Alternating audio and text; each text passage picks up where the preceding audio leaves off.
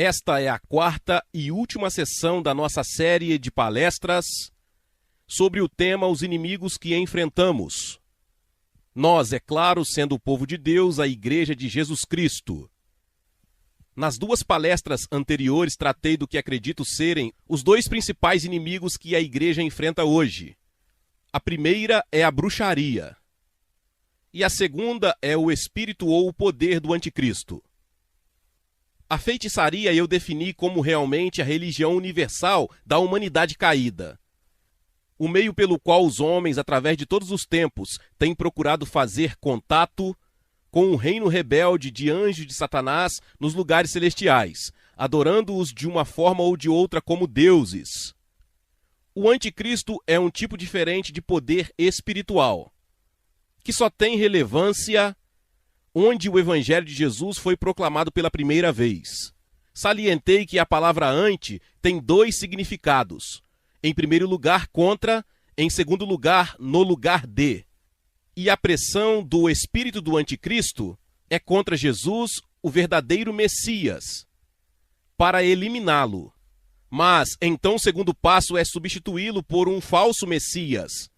E eu sugeri a você que a força espiritual está trabalhando ativamente na igreja hoje. Também tentei dar-lhe apenas uma pequena imagem de como acredito que será a manifestação final do espírito do anticristo, o anticristo, a besta. Agora quero passar do negativo para o positivo. Nesta palestra final, quero tratar da vitória da igreja. Tentei definir brevemente os principais inimigos que enfrentamos, com o propósito de mostrar como podemos obedecer a Deus e vencer esses inimigos pelos meios que Deus providenciou.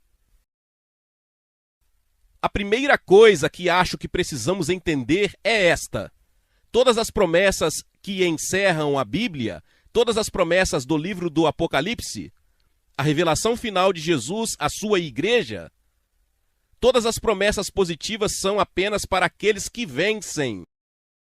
Não há promessas para os derrotados. Paulo disse: não se deixe vencer pelo mal, mas vença o mal pelo bem. Acredito que só temos duas opções. Em última instância, ou vencemos ou somos vencidos. Não existe um terceiro terreno.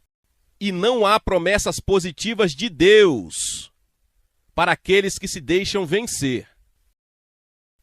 Nos capítulos 2 e 3 do livro do Apocalipse, temos uma palavra que Jesus enviou a cada uma das 7 igrejas. E cada uma promessa final a cada uma dessas 7 igrejas é para aquele que vencer. Não há promessas para quem não supera. Precisamos encarar isso com muita seriedade. Deus tornou possível que superássemos. Ele espera que superemos. Isso está realmente resumido em um versículo próximo ao final do Apocalipse capítulo 21, versículo 7. Quem vencer herdará todas as coisas. E eu serei seu Deus e ele será meu filho. Então o vencedor fica com tudo. E quem não supera não ganha nada. Ou é total de uma forma ou de outra. Penso que um dos grandes enganos que o diabo impõe à igreja cristã é que de alguma forma convencer-nos de que existe um meio termo. Não sou realmente o vencedor, mas não quero aceitar o fato de que fui vencido. Não creio que o Novo Testamento indica que existe tal meio termo. Então estamos falando agora sobre vencedores. De vez em quando surge um novo grupo dentro da igreja que afirma ser o vencedor. No decorrer da minha experiência cristã, que dura quase 50 anos, poderia citar 2 ou 3 grupos diferentes. Quero lhe dizer uma coisa: se você encontrar um grupo que lhe diga, se você quer estar certo, precisa se juntar a nós, pode ter certeza de uma coisa: se você se juntar a eles, você está errado. Ninguém tem um monopólio da superação. Não é um rótulo, não é uma doutrina, é uma vida.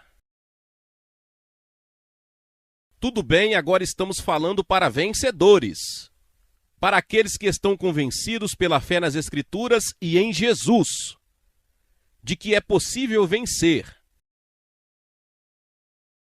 A primeira coisa que precisamos entender ao lidar com as forças satânicas é muito importante e básica.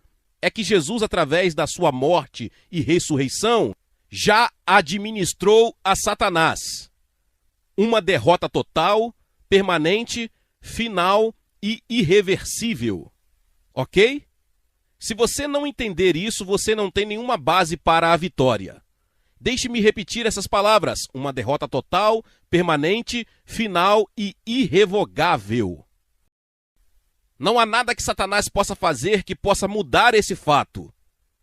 Quando Jesus morreu, ele disse: está consumado. E está consumado. Nada precisa ser acrescentado ao que ele fez, e nada pode ser retirado do que ele fez. Isso é afirmado muito claramente em Colossenses capítulo 2, os versículos 13 ao 15. Essas são declarações complicadas. E eu poderia passar o resto dessa sessão tentando explicar o que elas significam, mas pretendo não fazer isso. Eu só quero identificar certas declarações. Colossenses capítulo 2, versículo 13. E vós, estando mortos nas vossas ofensas e na incircuncisão da vossa carne, ele, Deus Pai, vivificou juntamente com ele, Jesus Cristo o Filho, perdoando-vos todas as ofensas, exterminando-vos a escrita de dívidas, que era contra nós, que era contrária a nós. E ele a tirou do caminho, pregando-a na cruz, tendo desarmado principados e potestades. Ele fez deles um espetáculo público, triunfando sobre eles na cruz.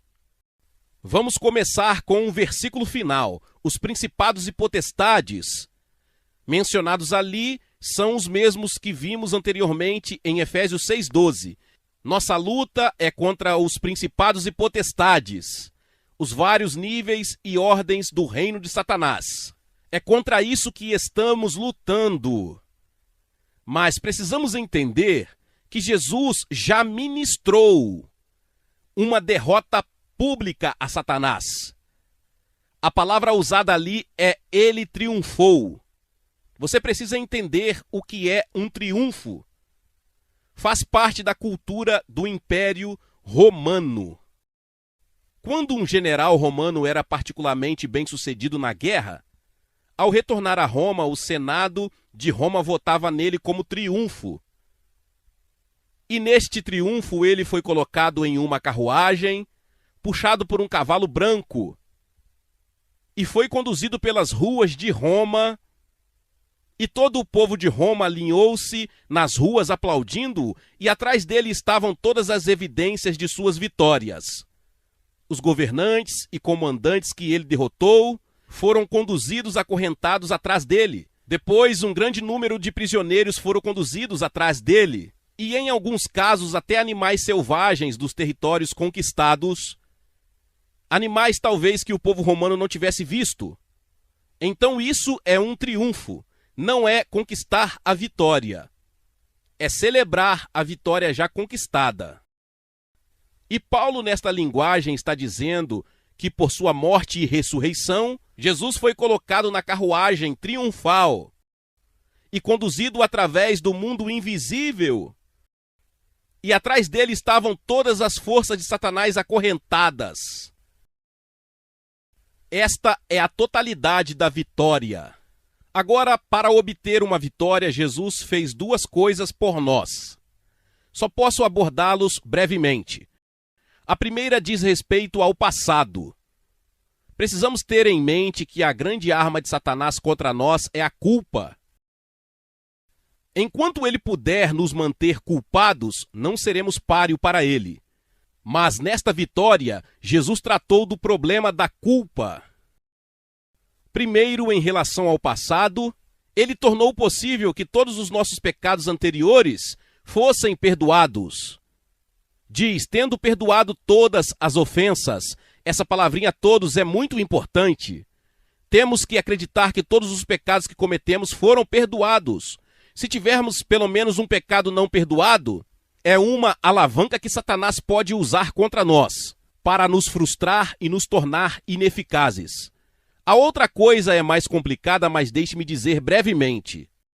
Jesus aboliu a lei de Moisés como meio de alcançar a justiça diante de Deus. Ele não a aboliu assim como todas as lições que nos chegam da lei de Moisés.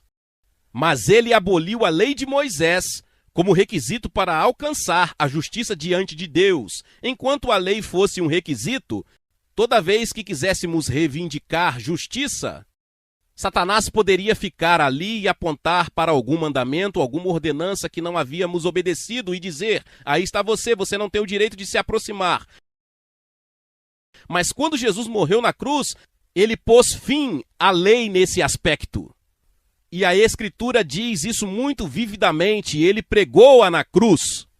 Então, quando vamos além da cruz, não estamos sob a lei. Agora, a nossa justiça não depende do cumprimento dos mandamentos, depende da fé. Somos justificados, tornados justos pela fé. Isso é sempre muito vívido para mim, no que diz respeito ao relacionamento com Jesus, com Pedro na última ceia. Jesus disse a Pedro, você me negará 3 vezes antes do fim da noite. Porque Pedro disse que não faria isso, mas você sabe que ele fez. Então Jesus disse, mas eu orei por você. Não para que você não me negue, mas o quê? Para que sua fé não desfaleça. Se você continuar acreditando, sua fé o seguirá. Portanto, nunca se afaste da sua fé, que nenhum fracasso, nenhuma acusação, nada o desvie da sua fé de que Jesus morreu em seu lugar, levou seus pecados, foi feito pecador por você e lhe ofereceu as suas vestes de justiça imaculada. Você sabe o que significa ser justificado? Isso não faz parte da minha pregação, mas é muito importante. É uma frase legal. Você foi julgado pelo tribunal do céu e o tribunal deu o seu veredito. E o veredito é inocente. Maravilhoso, inocente. Satanás, você pode dizer o que quiser, você pode apontar todos os meus pecados e todas as minhas falhas, todas as minhas inadequações e eu concordarei com você. Posso até contar algumas coisas que você não conhece, mas o tribunal do céu declarou inocente. Sou considerado justo, feito justo. Justificado, você sabe o que eu digo? Como se eu nunca tivesse pecado, é isso. E quando você permanece nesse terreno, você é mais do que um vencedor de Satanás, na conquista que Jesus já conquistou. Se partirmos de qualquer outra base, nunca alcançaremos a vitória. A única base é a cruz. E então, tendo privado Satanás de suas armas contra nós, e a única grande, soberana e suprema arma é a culpa, Jesus nos equipou com as armas para derrotar Satanás. Essa é a segunda parte. 2 Coríntios capítulo 10, versículos 3, 4 e 5.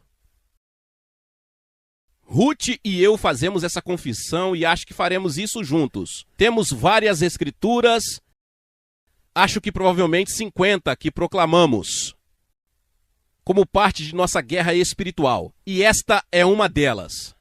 Então você fala perto do microfone. Pois, embora andemos na carne, não guerreamos segundo a carne. Pois as armas da nossa guerra não são carnais, mas poderosas em Deus para destruir fortalezas, derrubando as imaginações e toda a altivez que se exalte contra o conhecimento de Deus, e levando cativo todo pensamento à obediência de Cristo. Que vitória é essa, não é? Muito obrigado. Então, temos armas que não são carnais. Então, o que elas são? Elas não são carnais. O que são? Espiritual. Por outras palavras, não usamos bombas, nem tanques, nem espingardas, porque não estamos a combater pessoas com corpos. Elas são inúteis. Mas nos foram dadas no lugar daquelas armas físicas, materiais, armas espirituais, que podemos usar. E é para isso que podemos usá-las. Derrubar fortalezas. Fortalezas de quem? De Satanás, isso mesmo. Se você observar o próximo versículo, você verá que existem traduções alternativas. Você pode ter argumentos, raciocínios, especulações.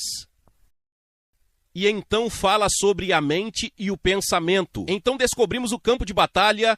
É muito importante saber o que é o campo de batalha. É a mente. Quantos de vocês percebem isso? A maioria dos seus problemas como cristão está na área da mente. Não deixe que isso o desencoraje. É aí que está a guerra. Mas receberemos as armas da vitória. E podemos derrubar as fortalezas, bloqueios de estradas ou fortalezas de Satanás. Veja, Satanás constrói fortaleza nas mentes de homens e mulheres para impedi-los de receber a verdade do Evangelho. E uma de nossas funções é através das armas espirituais que Deus nos deu.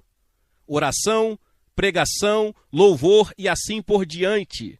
Para derrubar essas fortalezas e abrir o caminho para a palavra de Deus entrar e salvar as pessoas e mudá-las. Lidamos, por exemplo, com duas forças anticristãs, o judaísmo e o islã. Na nossa última conversa, cada um deles tem uma fortaleza específica que você deve destruir. A fortaleza na mente judaica é: se eu acreditar em Jesus, não serei mais judeu. Você pode não estar ciente disso, mas essa é a barreira mais forte que eles têm contra receber a verdade sobre Jesus. A fortaleza muçulmana é: Deus não precisa de um filho. Não existe um filho de Deus. E se quisermos alcançar eficazmente tanto os judeus como os muçulmanos, teremos de usar estas armas espirituais para destruir essas fortalezas antes de podermos realmente causar impacto sobre eles. Portanto, temos as armas para a vitória. Observe que o objetivo final é levar todo pensamento cativo à obediência de Cristo. É uma tarefa impressionante. Primeiro de tudo, temos que libertar as mentes das pessoas do falso cativeiro de Satanás. E depois temos que trazer as suas mentes ao cativeiro para a obediência a Jesus. Isso é maravilhoso, não é? Mas recebemos as armas para fazê-lo. Agora, a minha palestra essa noite não é sobre essas armas. Já dei muitas palestras sobre esse tema no passado. Mas quero tratar apenas de certos requisitos básicos gerais para que a igreja seja vitoriosa. Vou lidar com eles brevemente. Na verdade, listei 7. Você provavelmente poderia fazer 8 ou 6, mas na minha elaboração de contornos chega ao número 7. Geralmente paro. Tudo bem?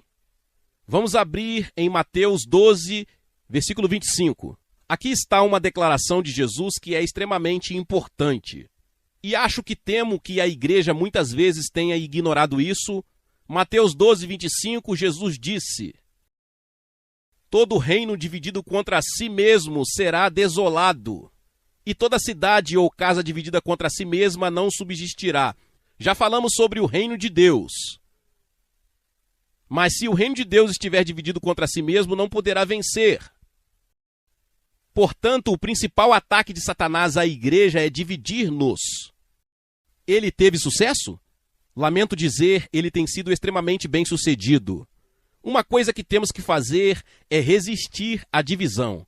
Isso não significa que nos associamos automaticamente a tudo e a todos que são chamados de cristãos, mas significa que onde quer que existam pessoas que sejam verdadeiros crentes em Jesus de acordo com as Escrituras e comprometidas em amá-lo e servi-lo, temos que reconhecê-los como nossos irmãos e irmãs. E não permitimos que barreiras desnecessárias se interponham entre eles e nós. Ruth e eu, em nosso ministério com quem trabalhamos, não sei com quantos ministérios e pessoas diferentes ao redor do mundo. E basicamente posso dizer que não temos problemas no relacionamento com eles. Acho que a principal razão é porque eles e nós estamos comprometidos com algo positivo. E estamos comprometidos com Mateus 24:14. Este evangelho do reino será proclamado em todo o mundo, em testemunha a todas as nações e então virá o fim, acreditamos que é nossa responsabilidade preparar o caminho para o Senhor, proclamando o evangelho do reino a todas as nações. E onde quer que nos encontremos com pessoas que têm esse objetivo principal baseado nas Escrituras, talvez nunca as tenhamos conhecido antes, mas em 10 minutos sentimos como se a conhecêssemos durante toda a nossa vida. Portanto, não vamos nos concentrar no negativo. Vamos nos concentrar no positivo. Você descobrirá que onde as pessoas estão verdadeiramente comprometidas com a oração e a intercessão ou com o evangelismo, as barreiras caem. Onde as pessoas estão todas ligadas à estrutura e aos programas da igreja, geralmente há problemas. Portanto, a primeira coisa que precisamos fazer é nos proteger contra divisões. Não é fácil. Certamente não temos todas as respostas, mas quando lhe dermos a devida prioridade, penso que estaremos mais perto de o conseguir. Então, a segunda coisa que temos que fazer, e isto é tremendamente importante, é conhecer e proclamar toda a palavra de Deus. Agora quero abrir em 2 Timóteo, capítulo 3, e se tornou um capítulo muito significativo para mim recentemente, porque acho que é um retrato dos últimos dias. Se você começar no primeiro versículo de 2 Timóteo, capítulo 3, ele diz: mas saiba que nos últimos dias sobrevirão tempos difíceis. E todo este terceiro capítulo trata de coisas que são particularmente relevantes para os últimos dias.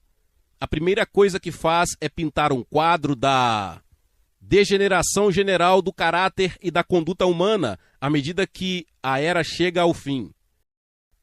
E Paulo destaca 18 grandes manchas morais ou éticas que caracterizarão a humanidade no final desta era.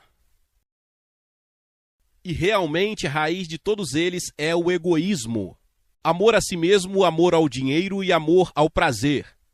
Não conheço 3 palavras que melhor descrevem a nossa civilização contemporânea: amor a si mesmo, amor ao dinheiro e amor ao prazer. Todos os outros estão dentro desse contexto. O grande inimigo é o egoísmo.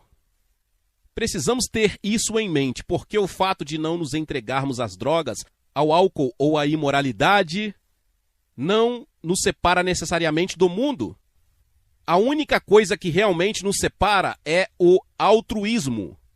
E eu acho que muitos fiéis morais e de boa vida são basicamente pessoas extremamente egoístas. É o número um primeiro. E precisamos entender que essa não é a marca distinta da igreja nos dias de hoje. A marca distinta é o altruísmo, pelo compromisso com Deus e com a humanidade em servir e ser servos. Então Paulo continua a partir daí e aponta várias outras características no fim dos tempos, algumas às quais retornaremos talvez mais tarde. Ele descreve muito claramente um tremendo surgimento do ocultismo, que novamente é muito visível em nossa época. E então ele chega ao que acredito ser a resposta de Deus no final do capítulo 3. Começando no versículo 16. Toda a Escritura é inspirada por inspiração de Deus. Quanto das Escrituras? Todas. Tem certeza? Há muitas pessoas que não têm mais certeza sobre isso. Há muitos pregadores que acreditam que é seu trabalho endireitar Deus, editar a Bíblia, descobrir onde ela precisa ser mudada. Essa não é minha atitude.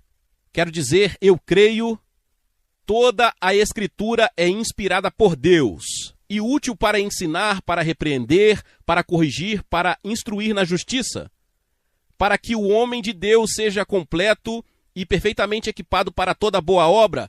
Entendo que isso significa que para o povo de Deus esteja completamente equipado, toda a verdade da Bíblia deve ser apresentada a eles, e não apenas pequenas passagens. Você tem que saber o que está no livro de Esdras. Você tem que conhecer o ensinamento de Amós. Você tem que entender a epístola a Filemon, porque todas elas são necessárias para que você esteja totalmente equipado. Talvez você precise gastar muito menos tempo em frente à televisão, se quiser estar bem equipado, porque é um trabalho de tempo integral. Estar totalmente equipado para o serviço cristão. Agora tenha em mente que as divisões de capítulos não existiam desde Paulo. Então Paulo continua no próximo capítulo, o primeiro versículo. Eu te exorto, portanto. Para que serve o portanto? Você já me ouviu dizer isto. Quando você encontra um portanto, você quer descobrir para que ele existe. Isso mesmo. Por causa do que ele disse no final do capítulo 3. Ele chega a esta acusação tremendamente solene. Veja as palavras. Conjuro-te, portanto, diante de Deus e do Senhor Jesus Cristo, que julgará os vivos e os mortos na sua vinda e no seu reino. Você não poderia ter uma acusação mais solene do que essa, por assim dizer, na presença de Deus e à luz do fato de que todos teremos que responder a Jesus em seu tribunal quando ele vier. Então, qual é a mensagem? Versículo 2. Pregue a palavra. Vamos dizer isso juntos, certo? Pregue a palavra. Eu coloquei o vamos fazer do meu jeito desta vez. Pregue a palavra. Tudo bem? Esteja pronto a tempo e fora de tempo. Convença, repreenda, exorte com toda longanimidade e ensino. Deixe-me fazer uma pergunta franca, você não precisa responder. Quantos de vocês vão à igreja no domingo de manhã, esperando ser convencidos, repreendidos e exortados? Alguns de vocês não voltariam para aquela igreja novamente se os tratassem assim. Mas se o ministro estiver fazendo o trabalho dele, é isso que vai acontecer com você. Agora, como isso é verdade no tempo em que vivemos? Pois chegará o tempo, acredito que já chegou o tempo, em que eles não suportarão a sã doutrina, mas de acordo com seus próprios desejos, porque têm coceira nos ouvidos, eles amontoarão para si professores e desviarão os ouvidos da verdade e serão desviados para fábulas. E acho que isso é evidente na igreja ocidental. Há muitos cristãos que precisam de uma nova doutrina e de uma nova revelação, algo novo para agradá-los e excitá-los. Mas esse não é o nosso trabalho. Nosso trabalho é pregar a palavra. E assim Paulo concluiu esta sessão. Mas você, que é Timóteo, esteja vigilante em todas as coisas, suporte as aflições. Faça o trabalho de um evangelista, cumpre o seu ministério. Não acredito que tenha havido um tempo em que fosse mais importante apegar-se à verdade absoluta e à autoridade das Escrituras. Está a ser atacado e minado em muitos quadrantes que não poderíamos prever. Movimentos, igrejas e grupos que consideramos sólidos na fé saíram dessa base nas últimas décadas. Deixe-me citar as palavras de Paulo em Atos 20, 27. Não deixei de declarar a você todo o conselho de Deus. Estou impressionado com essas palavras, não evitei porque indicariam que há muitas pressões que fariam com que você não declarasse todo o conselho de Deus. Isso é verdade. Pressões sociais, pressões financeiras, pressões denominacionais. Se você quer ser popular, esta pode ser a maneira mais rápida de não declarar todo o conselho de Deus. Mas lembre-se de que, em uma última análise, somos responsáveis perante Deus. Paulo disse, estou puro do sangue de todos os homens. Acho que ele estava pensando em termos da palavra de Deus a Ezequiel, farei de você um vigia para o seu povo. Se o problema estiver chegando e você os avisar e eles não ouvirem, eles morrerão, mas você salvou sua alma. Mas se surgirem problemas e você não os avisar e eles perecerem, o sangue deles estará em suas mãos. E eu acho que Paulo disse por esse motivo, eu estou puro do sangue de todos os homens. O sangue de ninguém pode ser colocado à minha porta, porque não deixei de declarar a vocês todo o conselho de Deus. O terceiro requisito, penso eu, é muito importante e está declarado em 1 Pedro capítulo 5. Versículos 5 e 6. 1 Pedro capítulo 5, 5 e 6. Da mesma forma, vocês jovens, submetam-se aos mais velhos. Agora, tendo mais de 70 anos, é claro que posso dizer um sincero amém a isso. Mas não termina aí. Sim, todos vocês com mais de 70 anos, com mais de 50 ou com mais de 20 anos. Todos vocês sejam submissos uns aos outros e revistam-se de humildade. Tem havido muita conversa na igreja recentemente sobre submissão, e acredito que a submissão tem uma base bíblica. Aponto para a maioria das pessoas que o que realmente importa na submissão é a submissão. Você pode ser submisso mesmo quando não se submete. É a atitude e não o código de conduta. Pedro diz, vista-vos todos de humildade. Esta é uma metáfora que não aparece em inglês. A palavra que ele usa significa vestir um avental de humildade. E a palavra é usada para designar um avental usado apenas por escravos. Então, quando você vestiu esse avental, todo mundo sabia que você era um escravo. Então ele diz, coloque um avental, uma atitude de humildade, que mostra que você é um escravo de todo mundo. Porque Deus resiste aos orgulhosos, mas dá graça aos humildes. Portanto, humilhe-se sob a poderosa mão de Deus, para que ele possa exaltá-lo no tempo devido. Sempre aponto para as pessoas que humildade não é algo que Deus possa fazer por nós. Deus nunca diz, eu farei de você humilde, mas sempre diz, torne-se humilde. É uma decisão, nós temos que fazer isso. E então, não vou voltar aqui, mas se você estiver interessado, há um exemplo notável em Esdras, capítulo 8, versículos 21 ao 23. De uma maneira específica de nos humilharmos. Esdras e um grupo de exilados que regressavam da Babilônia para Jerusalém foram confrontados com uma viagem muito perigosa que os levou, penso eu, 4 meses. Eles tinham consigo todos os vasos preciosos do templo e suas esposas e filhos, mas Esdras recusou uma escolta militar do monarca persa. Ele disse, vamos confiar em Deus. E ele teve que fazer isso porque testificou que Deus protegia aqueles que o serviam. Veja, essa é uma das bênçãos de testificar. Quando você testemunha, você tem que viver de acordo com seu testemunho. Então ele não pediu um bando de soldados e cavaleiros, mas disse, nós proclamamos um jejum ali no rio Ahava, para que pudéssemos afligir-nos ou humilhar-nos diante do nosso Deus, para que buscamos o caminho certo. E isso é totalmente bíblico. Não tenho tempo para entrar nisso, mas uma das maneiras indicadas de nos humilharmos é jejuar. Davi disse no Salmo 35:13, humilhei a minha alma com o jejum. Por que sua alma precisa ser humilhada? Porque é o ego arrogante e egoísta que há em você. É aquilo que diz, eu quero, eu penso, eu sinto, eu sou importante, olhe para mim. E isso tem que ser humilhado antes que Deus possa realmente fazer o que quer fazer em nossa vida. Sempre que conto isso, penso sempre em um advogado de Washington, D.C., um bom advogado há muitos anos. Ele me ouviu ensinar sobre jejum, ele é um cristão e decidiu que faria isso. Ele teve um dia miserável. Cada vez que passava por um restaurante, um lugar de comida, sua boca salivava, seu estômago roncava e ele queria entrar.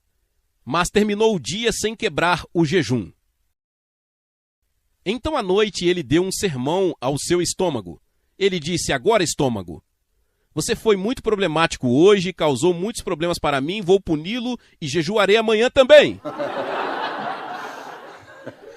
É assim que temos que lidar com a nossa parte autoafirmada. Temos que sujeitá-la à vontade e à mente de Deus. Eu acredito que aqueles cristãos que não aprendem de alguma forma bíblica a praticar o jejum, não serão capazes de administrar a vitória total de Deus. Afinal, Jesus não poderia fazer isso. Ele começou seu ministério com 40 dias de jejum. Você acha que estamos mais adiantados que Jesus? Ele não disse aos seus discípulos, se você jejuar.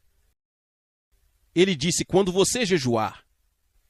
Ele usou exatamente a mesma linguagem sobre o jejum em seu sermão no capítulo 6 de Mateus e sobre a oração. Se ele espera que oremos, ele também espera que jejuemos. Agora vocês têm que resolver isso por si mesmos e também descobrir através do Espírito Santo que maneira e como fazer isso. Mas eu diria que para Ruth e para mim, acho que poderíamos dizer que não ousaríamos prosseguir no ministério em que estamos se não praticássemos o jejum regular, porque estamos desafiando basicamente todas as principais forças de Satanás no mundo hoje, desafiando-as de frente. E precisamos de toda a ajuda que podemos obter de Deus. E uma maneira é jejuar. Tenho um livrinho em algum lugar intitulado Como Jejuar com Sucesso. Tenho uma semana na rádio ensinando sobre jejum, não quero perder tempo com isso agora, mas se você estiver interessado, pode obtê-los. Vamos seguir. A primeira coisa que devemos fazer é vestir toda a armadura de Deus. Precisamos voltar para Efésios capítulo 6 por um momento. Imediatamente após o versículo 12, que fala sobre o reino de Satanás nos lugares celestiais. E a próxima palavra para a minha versão é portanto. Tudo bem? Versículo 13. Portanto, vistam toda a armadura de Deus. E observe, você tem que assumir isso. Não cresce em você. Deus não cabe em você. Você tem que aceitar isso. Paulo estava escrevendo para as pessoas que eram cristãs. Tanto cristãs como você e eu. Mas ele colocou sobre elas a responsabilidade de vestirem a armadura. E se você olhar através da armadura, vamos passar por ela muito rapidamente. Versículo 14, o cinto da verdade e a couraça da justiça. Versículo 15, os sapatos da preparação do evangelho. Versículo 16, o escudo da fé. 17, o capacete da salvação e a espada do Espírito. Se você analisar isso, você está completamente protegido do alto da cabeça até a sola dos pés, exceto uma área, que é as costas, isso mesmo. Se você virar as costas, não haverá proteção. É importante lembrar. Mas essa não é a lista completa. Existem 6 itens lá e na Bíblia, normalmente quando algo está completo e é bom, são 7. E o próximo é talvez tão importante quanto qualquer um deles. Versículo 18, orando com toda a oração e súplica no Espírito. Acho que foi Charles Wesley quem ensinou sobre a arma de toda a oração. E, na verdade, toda a oração é a arma pelo qual podemos alcançar os lugares celestiais e atacar o reino de Satanás na sua base. As outras são principalmente armas de autoproteção. Mas toda a oração é, se você quiser, nosso míssil balístico intercontinental. Pode atingir qualquer alvo em qualquer lugar se configurarmos o computador corretamente. A próxima coisa que temos que fazer é perceber a nossa necessidade do poder sobrenatural de Deus. E eu quero dizer sobrenatural. O cristianismo é uma religião do sobrenatural. Certa vez li o livro de Atos. Examinando para ver o que aconteceria se eu removesse todas as referências às manifestações sobrenaturais. Não se trata apenas de experiências sobrenaturais interiores, mas de coisas que são visíveis que podem ser percebidas pelos sentidos. O livro de Atos tem 28 capítulos e no final descobri que nenhum dos 28 capítulos ficaria intacto se eliminássemos o sobrenatural. E esse é o único registro que temos nas Escrituras de como a igreja pretende operar. Não podemos operar eficazmente e realizar a vontade de Deus apenas através da nossa capacidade natural. Temos que ter a capacidade sobrenatural do Espírito Santo. E uma forma principal dessa capacitação são os dons sobrenaturais do Espírito Santo, listados em 1 Coríntios capítulo 12. Não vamos nos voltar para lá, mas vamos dar uma olhada em apenas uma declaração de Paulo que, creio eu, é importante. Realmente resume o que estou dizendo. 1 Coríntios 4, versículo 20.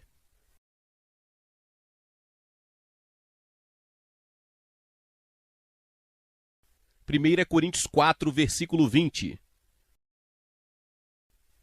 Porque o reino de Deus não consiste em palavras, mas em poder. Não é uma questão de teologia. A teologia tem o seu lugar. Não é uma questão de discussão. Não é uma questão de prova intelectual.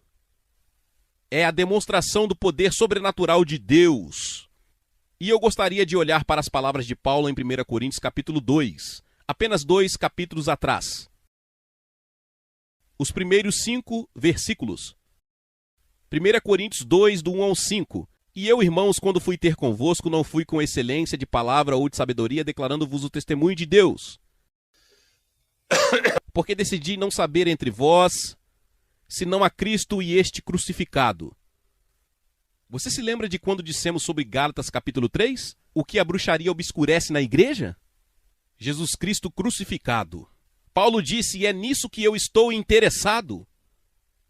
Jesus Cristo crucificado.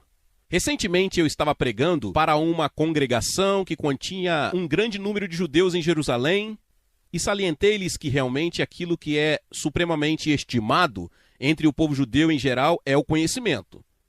E aqui está um judeu que diz, decidi não saber nada, que é muito incomum exceto Jesus Cristo e este crucificado. Por quê? Paulo disse, estive convosco em fraqueza e com temor e com muito tremor. Ele não era de alguma forma um orador impressionante. Minha fala e minha pregação não consistiram em palavras persuasivas de sabedoria humana, mas em demonstração do Espírito, o E maiúsculo, o Espírito Santo. Isso era poder. Esse era o segredo de Paulo. Por que o Espírito Santo testemunhou seu ministério com poder? Porque ele se concentrou em Jesus Cristo crucificado. Você pode trazer todos os tipos de sermões e teorias elegantes e citar todos os tipos de médicos e pessoas, o Espírito Santo fica entediado. Mas quando você começa a erguer Jesus crucificado, ele diz, darei testemunho disso. Acredito que essa seja a principal necessidade da igreja hoje, especialmente aqui neste país, onde estamos rodeados de muçulmanos. Você percebeu isso? Milhões de muçulmanos. E não há nada que alcance a mente muçulmana senão a demonstração do sobrenatural. E temos uma oportunidade. Em vez de terem de ir até eles, eles virão até nós. Não poderíamos ir às suas nações e proclamar o evangelho, porque seríamos presos ou executados. Mas Deus providenciou para que eles viessem para cá. O que a igreja está fazendo a respeito? É hora de a igreja se levantar e dizer, demonstraremos a eles que Jesus está vivo. Às vezes digo, não há custo extra por isso, não está no meu esboço, mas acontece que é verdade. Vamos voltar para 2 Timóteo, capítulo 3, novamente, por um momento. Eu só quero apontar algo aí. Lembre-se, tudo isso tem a ver com os últimos dias. Esse é o tema deste capítulo. E ele diz no versículo 8, 2 Timóteo 3:8. Agora como Janes e Jambres resistiram a Moisés, Janes e Jambres eram os mágicos do Egito. Eles resistiram a Moisés, assim também estes resistem à verdade. Homens de mente corrupta, depravados quanto à fé, mas eles não progredirão mais, pois sua loucura será manifesta a todos, como foi a loucura de Janes e Jambres. Então, o que Paulo está dizendo é que a disputa que ocorreu entre Moisés e os mágicos do Egito, na corte do faraó, será reencenada nestes dias, entre os servos de Jesus Cristo e os praticantes do ocultismo. E isso não será resolvido pela teologia. É uma disputa de poder, cujo poder é maior. E tenham em mente que os mágicos do Egito tinham muito poder. Os 3 primeiros milagres que Moisés fez, eles poderiam repetir. Eles poderiam transformar suas varas em cobras, eles poderiam transformar a água em sangue, eles poderiam invocar sapos do rio. Tudo isso foi sobrenatural. Mas quando eles foram além disso e Moisés foi mais longe, eles disseram, este é o dedo de Deus, agora estamos fora do nosso alcance. Não sei o que você pensou sobre Moisés, gosto particularmente de Moisés e Arão. Eles foram até lá com a vara, e o faraó disse, mostrem-me o que vocês podem fazer, pessoal. Então acho que foi Arão, jogou a vara no chão e ela se tornou uma cobra. Surpreendentemente, o faraó não ficou tão impressionado. Então ele disse aos seus mágicos, vocês podem fazer isso? E eles disseram, nós podemos. Eles jogaram suas varas no chão e se transformaram em cobras, mas houve uma coisa que aconteceu posteriormente. A cobra de Moisés comeu as cobras dos magos. Não sei se você já pensou na cena que se seguiu. Os magos saíram sem varas, e a vara de Moisés era muito mais grossa e forte. É assim que vai ser, entendeu? vai ser de quem é a vara que vence. As pessoas discordam de mim, às vezes eu digo, bem, escute, não vamos discutir. Vamos largar nossas varas e ver qual cobra vence. Realmente é aí que está. Não é discussão. É uma demonstração. Isso é o que é necessário. E particularmente nos dons do Espírito, precisamos dos 3 dons reveladores: a palavra de sabedoria, a palavra de conhecimento e o discernimento de espíritos. A palavra de conhecimento nos mostra as operações de Satanás, como ele está trabalhando no reino sobrenatural. A palavra de sabedoria nos mostra como combater suas ações e derrotá-lo. E o discernimento de espírito nos mostra quando estamos face a face com o poder e a atividade demoníaca. Precisamos desesperadamente daqueles que estão na igreja hoje. Vamos continuar. O próximo e 6º ponto do meu esboço é: devemos aplicar o poder do louvor jubiloso e da proclamação ousada. E há uma escritura que se tornou minha favorita. Em Jeremias 31, versículo 7. Jeremias 31, 7. Isso se refere à restauração de Israel nestes últimos dias. Pois assim diz o Senhor: cantem de alegria por Jacó, e gritem entre os principais das nações. Proclame de louvor e diga: ó Senhor, salva o teu povo, o remanescente de Israel. Há 3 armas ou 3 atividades mencionadas ali, que são cruciais para entendermos. Elas são louvar, proclamar e orar. Orar é isto, dizer: ó Senhor, salva o teu povo, o remanescente de Israel. Agora o Senhor declarou que salvará o remanescente de Israel.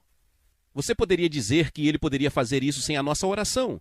Mas Deus diz em outro lugar: não o farei até que me peçam para fazê-lo. Você entende? Orar é a nossa contribuição para a realização dos propósitos de Deus na terra. E Deus, alguém disse, escolheu precisar de nós. Ele poderia ter passado sem nós, mas não vai fazer isso. Mas orar não é apenas pensar em qualquer coisa que queremos e pedir. Orar é descobrir o propósito revelado de Deus nas Escrituras. E então orando pela realização desse propósito. Resumido lindamente nas palavras da Virgem Maria. Quando o anjo trouxe a promessa, ela disse: faça-se de mim segundo a tua palavra. Essa é a oração mais poderosa que você pode fazer. Paulo disse: Deus é poderoso para fazer muito mais abundantemente, além daquilo que pedimos ou pensamos. Como? Cumprindo sua palavra. O que Deus prometeu em sua palavra está muito acima de qualquer coisa que nós, em nossa mente natural, poderíamos pedir ou pensar. Então, orar, como eu digo, não é ir a Deus com uma lista de compras. É descobrir de forma inteligente o propósito de Deus e depois nos alinharmos com Ele.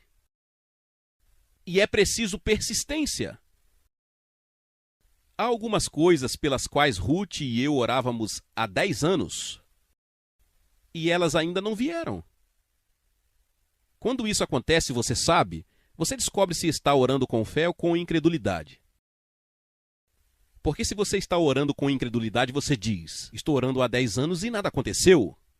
Mas se você está orando com fé, você diz: a resposta está 10 anos mais próxima do que quando comecei a orar. Jesus disse: o homem deve persistir na oração e não desmaiar. Acho que Ruth e eu descobrimos que este é um dos grandes testes e instrumentos de formação do caráter cristão. É persistir na oração, descobrindo a vontade de Deus e pedindo a Deus que faça o que ele disse que faria. Depois há elogios, louvor. No Salmo 102, bem, podemos também ir para lá, mas mantenha o dedo em Jeremias 31 porque voltaremos, esperançosamente, se o tempo permitir. Salmo 102, esta é novamente uma profecia de restauração de Sião no final desta era.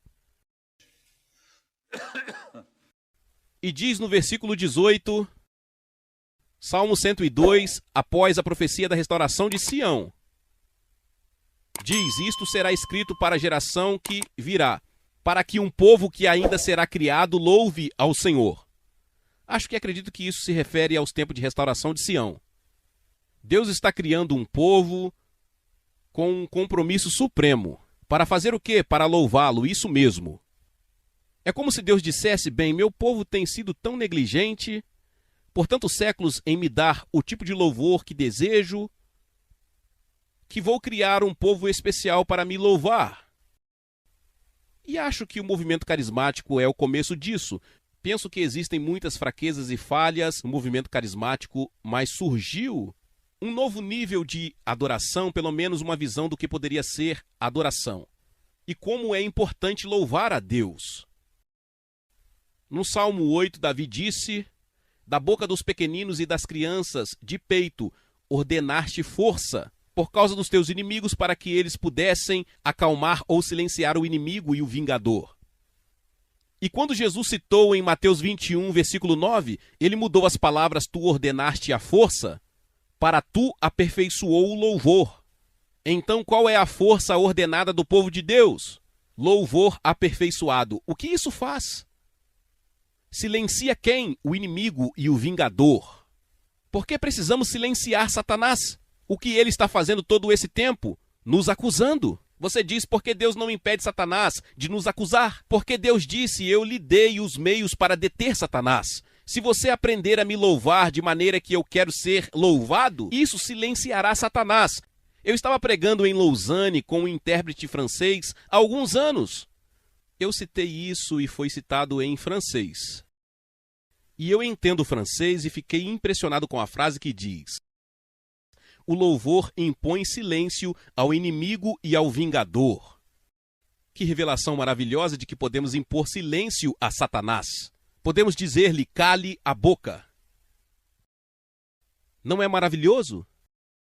Como podemos isso? Pelo louvor. Se o povo de Deus dedicasse tempo e aprendesse a louvá-lo, e passasse horas louvando-o, com corações puros e motivos honestos, sem tentar torcer o braço de Deus, mas louvando-o porque ele é digno de louvor, toda a atmosfera ao redor mudaria. Os corações das pessoas seriam abertos. Os poderes obscuros que amarram homens e mulheres seriam abalados e expulsos. E eu lhe digo que estamos à beira de um oceano poderoso, que é o poder do louvor. Então, voltamos para Jeremias 37, proclamação. Isto é algo que Deus começou a acelerar para Ruth e para mim nos últimos anos em nossa nova medida. Veja, proclamar é, na verdade, a atividade de um arauto. No Novo Testamento, a palavra usada para pregador é a palavra para arauto. Paulo disse que Deus fez dele um mestre, um apóstolo, um arauto, um proclamador. E desde que comecei meu programa de rádio, tenho uma visão cada vez maior do que pode ser alcançado apenas proclamando a verdade da palavra de Deus. Uma das grandes forças do Islã, como tal temos falado sobre o Islã, é que durante mais de 13 séculos, 5 vezes por dia, daquela mesquita saiu a proclamação sobre Alá e Maomé, e isso criou uma escuridão sobre aquelas nações que, se nunca experimentaram isso, não têm ideia de sua intensidade. O que é aquilo? Esse é o poder da falsa proclamação. Precisamos superar esse poder com o poder da verdadeira proclamação. Precisamos proclamar a verdade. Como você viu, Ruth e eu temos um arsenal de escrituras que usamos para proclamar. E proclamamos muitos deles várias vezes por semana. Vamos para Deuteronômio 33, 25. Só para lhe dar uma pequena demonstração. Agora, quando os proclamamos, transformamos você na Bíblia em nós, veja você. Agora isto é Deuteronômio 33, 25 e o seguinte. Os ferrolhos dos nossos portões serão de ferro e latão, e nossa força será igual aos nossos dias. Não há ninguém como o Deus de Jesurum, que cavalga nos céus para nos ajudar, e nas nuvens em sua majestade. O Deus eterno é o nosso refúgio, e por baixo estão os braços eternos. Ele expulsará nosso inimigo de diante de nós, dizendo: destruí-lo.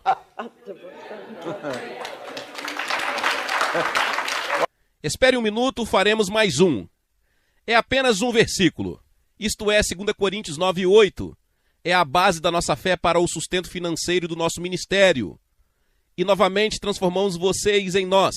Deus é poderoso para fazer abundar em nós toda a graça, para que sempre, tendo toda a suficiência em todas as coisas, possamos abundar em toda boa obra. Quando você diz isso todos os dias, como pode temer alguma falta? E observe a graça, eu quero dizer-lhe que você não precisa merecer, você tem que acreditar. Tudo bem?